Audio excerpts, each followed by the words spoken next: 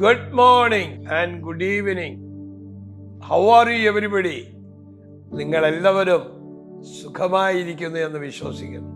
പ്രഭാതവന്ദനങ്ങൾ, സന്ധ്യാവന്ദനങ്ങൾ. I believe you are all doing well. നിങ്ങൾ വരും തലമുറയുടെ പ്രവാചക നേതാക്കളാണ്. You are the upcoming leaders of this generation. Acts chapter 2 verse 17. അപ്പോസ്തല പ്രവൃത്തികൾ 2:17.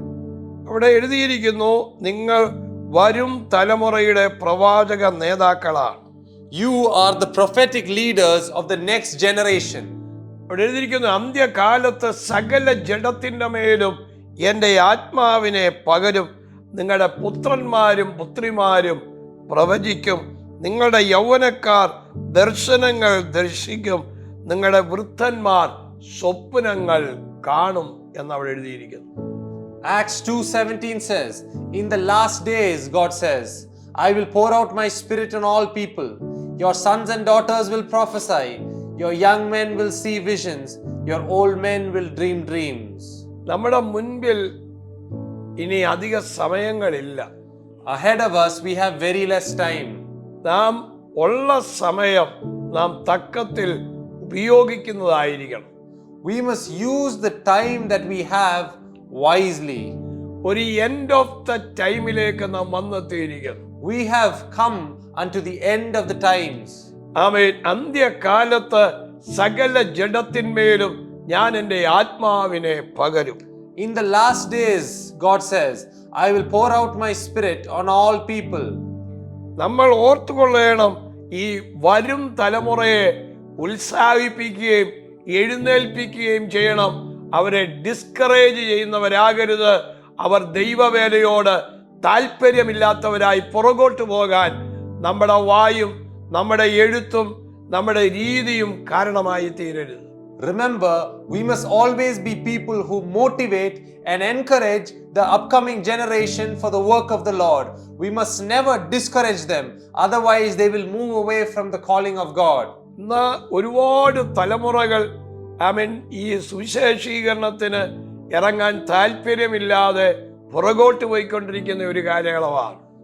Today is a time where many young people are not willing to take a step towards the work of the Lord. കാരണം അവരോടുള്ള ഡീലിങ്സും ഇടപെടലും ഒക്കെ കൊണ്ട് അവർ ഈ ദൈവിക സ്നേഹത്തിൽ നിന്ന് അവർ പുറകോട്ട് പോയിക്കൊണ്ടിരിക്കുന്നു. Because of the way they have been dealt with and because of what they have experienced, they are moving away from the work of God.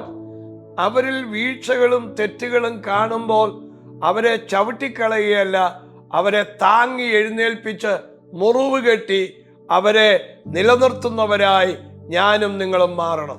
When we see flaws and mistakes in the younger generation, we must not push them aside and blame them. Rather, we must comfort them, build them up and lift them up from their problems. മുറിക്കുന്നവര് ഒരുപാട് പേരാണ്, പക്ഷേ മുറിവ് കെട്ടുന്നവർ വളരെ ചുരുക്കമാണ്. There are many people who cause wounds. However, there are very few people who bind the wounds and comfort people. അനേകർ ഇന്ന് സ്ഥാനമാനങ്ങൾക്ക് വേണ്ടി മോഹിച്ച് എന്തും ചെയ്യാൻ മടിക്കുന്നില്ല.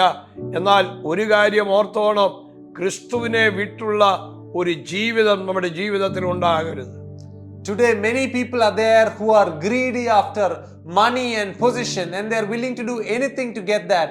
However, in Christ, we must walk in a humble and loving way. ചിലർക്ക് വിശ്വാസത്തിൽ നിൽക്കുക എന്നുള്ളതല്ല, പണം മാത്രം, പൊസിഷൻ മാത്രം അനേകർ ആഗ്രഹിക്കുന്നു. Many people are not desiring to live in Christ and follow Christ.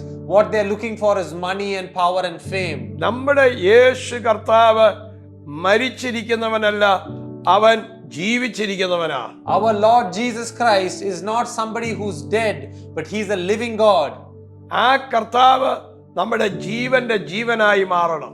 That Lord Jesus Christ must become the love of our life. ആ കർത്താവിനെ നാം ഹൃദയപരമായി സ്നേഹിക്കണം. We must love the Lord Jesus from the bottom of our heart. ഇന്നത്തെ ഈ ചിന്ത നമ്മുടെ ജനറേഷനെ വാർത്തെടുക്കുന്ന ഒരു ചിന്തയിലേക്ക് നമ്മൾ ഓരോരുത്തരും വരേണ്ടത് ആവശ്യമാണ്.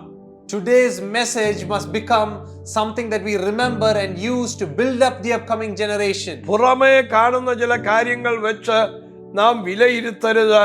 ആമേൻ. ചിലപ്പോൾ ചിലരുടെ പുറം നോക്കുമ്പോൾ നമുക്ക് ആ അട്രാക്ഷൻ തോന്നുകയില്ല. പക്ഷേ അവരുടെ ഹൃദയം വളരെ വിശുദ്ധവും ആമേൻ നേരായി ജീവിക്കുന്നതുമായിരിക്കും. അത് കർത്താവ് അറിയുന്നുണ്ട്. അതുകൊണ്ട് നമ്മുടെ ജീവിതം ആമേൻ കർത്താവിനായി സമർപ്പിച്ച് നമ്മുടെ എഴുത്ത് മുഖാന്തരം, നമ്മുടെ സംസാര മുഖാന്തരം ഒരാൾ ക്രിസ്തുവിൽ നകന്നു പോകുവാൻ ഇടയാകരുത്. You must not judge people based on their external appearances. Some people on the outside, they may not look very nice. They may not look very holy, but their heart may be very loving for God and may be very holy. So we must not reject people based on their external appearances. ചിലർ പക്വതയില്ലാതെ ചില കാര്യങ്ങൾ ചെയ്തെന്നിരിക്കും. ഉടനെ നാം അതിനെ ആമേൻ വിമർശിക്കുന്നവരായിട്ടല്ല, അവരെ പക്വതയിലേക്ക് കൊണ്ടുവരുവാൻ നമ്മുടെ ശബ്ദം, നമ്മുടെ ആരോഗ്യം ഇതെല്ലാം നാം ഉപയോഗിക്കുന്നവരായി തീരണം.